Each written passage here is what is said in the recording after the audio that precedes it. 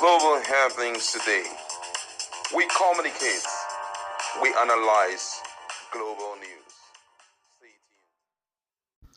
Hello beautiful people, welcome back to our channel. The Samba dance is about to begin. For the first time in a very long time, PeterObi have decided to drag someone to court. And this time around, we're going to give full details. It's getting out of how Nigerians are definitely reacting, and even the culprit, or rather the person involved, is ready. He has already given his own reply as well.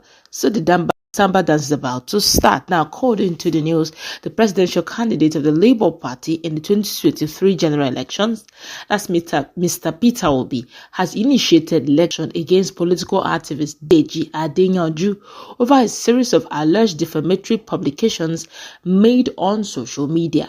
Now, Obi, through his lawyer Alex Ejesieme, senior advocate of Nigeria, SAN, accused Adeyanju of persistently spreading false and malicious against him on the microblogging platform, as well as other social media handles. In a letter of demand issued on Obi's behalf, Adeyanju was accused of repeatedly portraying the former Anambra State governor as corrupt, fraudulent, and a religious bigot. The publications, some of which date back to 2022, allegedly sought to injure Obi's reputation among Nigerians and the international community.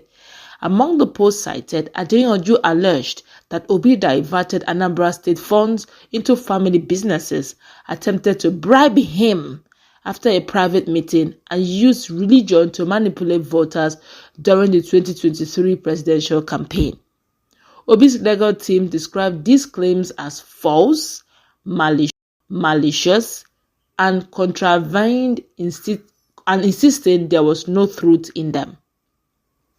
The letter further accused Adeyanju of characterizing Obi as a leader of a mob and a leader of a scum. Remarks the lawyers said were calculated to portray him as an anarchist and a divisive figure.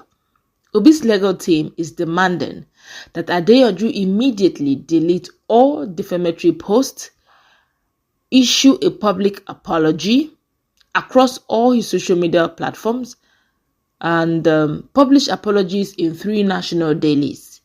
The letter warned that failure to comply within 7 days would compel Obi to institute a lawsuit seeking aggravated damages, a restraining injunction, and recovery of legal costs.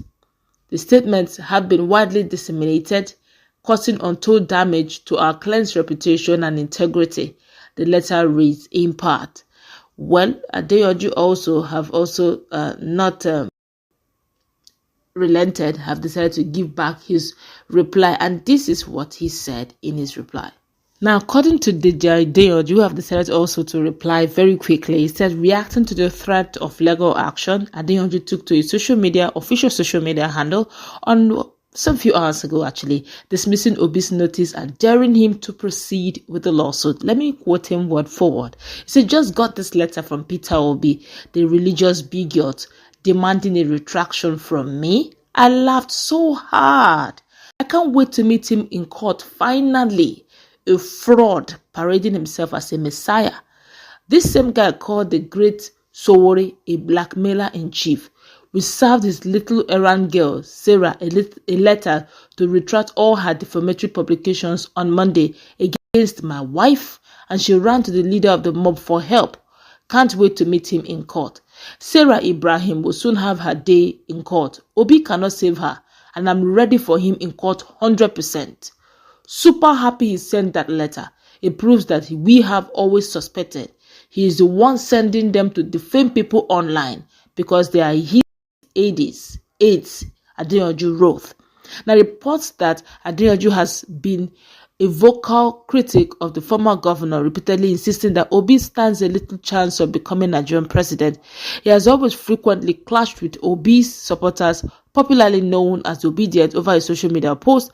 In one of his recent FB posts, Adeyanju declared that it was too late for Obi to even emerge as a Nigerian leader. He also didn't stop there. He also went further to say that Adeyanju also claimed that to have met Obi, alleging that the former governor attempted to give him money disguised as a token of appreciation. Thank you for coming, appreciation money, and all that. He said it's ready for showdown. My colleague is in the house. Apparently, there's something that Adeyanju knows that no Nigerian knows that is ready to give out. Don't forget that something similar happened where Adeyanju had to retract those statements, apologized. But it came to that of PeterObi, he's ready. He said 100%. I guess with what he even wrote, looks as if Suiy is also behind Adeyanju. But then just me thinking, what's your take? Well, I think that we should begin to think beyond all of this.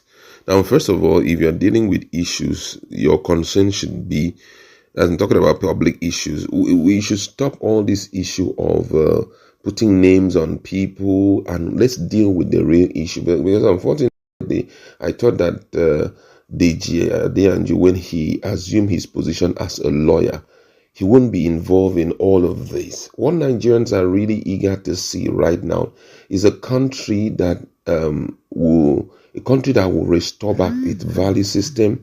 We're looking at a country that will change the narrative for Nigerians economically. President Bola Ahmed Tinubu is doing a little bit, but I thank God that he's been put in a corner so that he will realize the needs of Nigeria. Not just him alone, even those who are serving as governors in individuals. Some states are even happy that things have started changing and all of that. So PeterObi here is on one side trying to pinpoint the loopholes in the government of Bola Ahmed Tinubu, looking at him and talking about him being fraudulent, talking about him giving him unprintable names. For me, is totally uncovered. It's petty, and this leaves me with one thought, and this is personal, that possibly a lot of such statements or such people may have aligned themselves with political leaders who are paying them, to distort the narrative, the history, or let me say, the history of such people. Because PeterObi, if there's any act of fraudulence in PeterObi, I think EFCC, based on the way he has been scrutinized, EFCC should be on his trail now.